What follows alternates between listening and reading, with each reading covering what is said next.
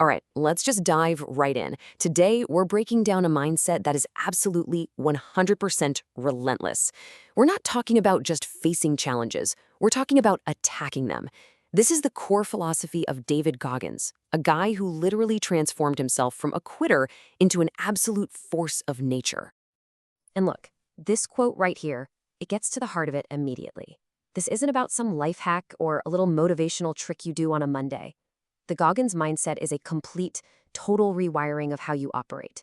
It's all in, every single day. There is no part-time. So that's the big question, right?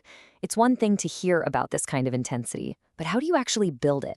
How do you go from being the person who stops when things get tough to the person who doesn't? Let's get into the actual mechanics of it. Okay, so the very first step is realizing the fight isn't out there. It's not against your boss or your circumstances. The fight is with the person you see in the mirror. And to win that fight, you can't just patch up your weaknesses. You have to build a whole new identity from the ground up. This right here is fascinating. Goggins literally saw himself as two different people. You had David Goggins on one side, that's the person he was born as. He described that person as scared, weak, someone who quits. Then, on the other side, you have Goggins. That's the identity he built. Relentless, hungry, the person who stays hard. He basically decided the original version of himself wasn't going to cut it, so he consciously, deliberately built a new one. So, where do you do this? Where does this construction project happen? He calls it the mental lab. But listen, this isn't some self-help retreat. This is about going deep into what he calls the dungeon of your own soul and confronting the really hard stuff. Why do I quit? What am I really afraid of? That's the real workshop. Okay, so you've started building this new, harder version of yourself.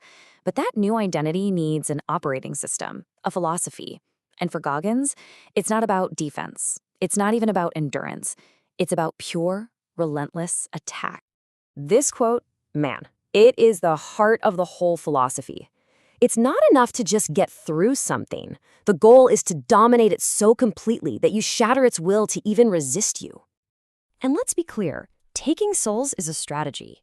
The idea behind it is that absolutely nothing, not a person, not a challenge, not an obstacle, wants to stand in front of something that just will not stop. If you keep coming and keep attacking, eventually its will to fight back is going to break. Right, so that's the mindset, that's the philosophy. But what happens when you're actually in the middle of hell? When your mind is just screaming at you to quit? Well, you need tools. You need practical weapons to fight back. The first tool is called the cookie jar, and this is just brilliant.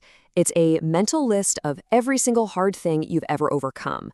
You know, when he was 70 miles into a race, literally bleeding down his leg with 30 miles still to go, he started reaching into that cookie jar. He started reminding himself of everything he'd already survived.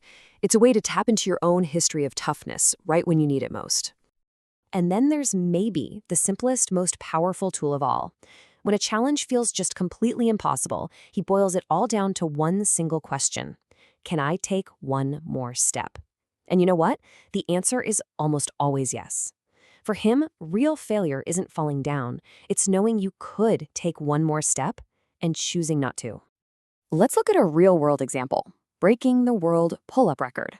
4,020 pull-ups. That sounds impossible. Most people's minds just shut right down. But what did he do? He immediately got a pen and paper and did the math. He broke it all down into tiny, manageable chunks. The key at that moment wasn't his physical strength. It was having an open mind. The simple willingness to even see a path through a task that seems overwhelming. So this brings us to the most crucial battle of all. All the training, all these mental tools, it all comes down to a single moment. Because the decision to quit or to keep going, it happens in the space of about 1 second. And to really get this, you have to put yourself there. Imagine it, Navy SEAL Hell Week. You're only 2 hours into a 130-hour ordeal. And you're lying in the freezing cold Pacific Ocean for something they call surf torture. Every single wave that crashes over you feels like a hammer. In that moment, your mind basically splits in two. You've got the flight response, that's just pure panic. It's an irrational voice screaming for one thing and one thing only: comfort. Get out, get warm now. It completely forgets why you're even there. But then you have the fight response. That's the part that takes control. It thinks logically. It remembers your purpose. Winning or losing this entire thing comes down to that 1 second war inside your own head. So, how do you win that war? This right here is the secret. Physically, yeah, you're still in the freezing water, but mentally, you remove yourself from the pain. Goggins would actually imagine he was on the beach with the instructors, wearing a warm jacket, drinking coffee. By creating that little bit of mental distance, you can calm the panic, think rationally, and regain control. You don't let the pain make the choice for you. And when you start winning that 1 second war over and over and over again, it leads you to the final and maybe the most important principle of all.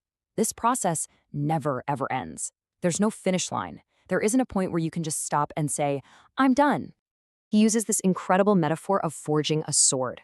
You don't make a strong blade by putting it in the fire one time. No, you heat it, you beat on it, and then you plunge it right back into the fire again, and again, and again. That's how you forge real mental toughness, through constant, repeated hardship. And here is the key takeaway from all of this.